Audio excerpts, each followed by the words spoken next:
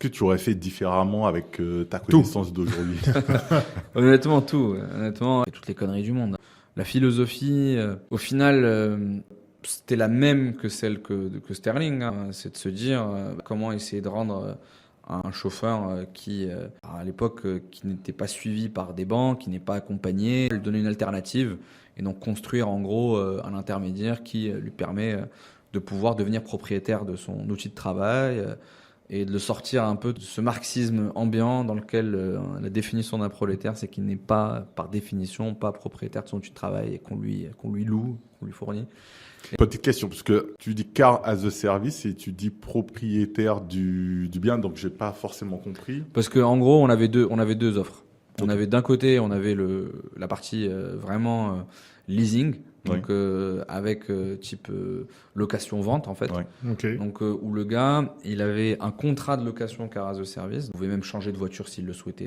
Et dans un second temps, il pouvait devenir propriétaire du véhicule. C'était une manière pour lui de pouvoir acheter son véhicule au bout de 36 ou 48 mois d'activité. Sans pour autant être lié par un contrat de crédit. Et donc nous, pourquoi est-ce qu'on avait flexibilisé le contrat?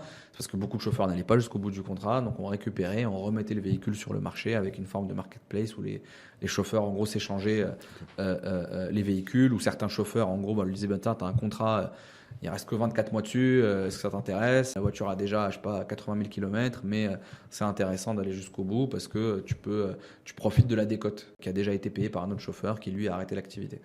Et donc du coup, il y avait ce fonctionnement-là. Donc ça a bien marché, on est monté jusqu'à plus de 600 véhicules financés. On a levé, je sais pas, 22 millions d'euros auprès des banques, que des banques. Hein. On avait 100% du capital, donc il n'y avait pas de fonds d'investissement, de levée de fonds, il n'y a rien du tout.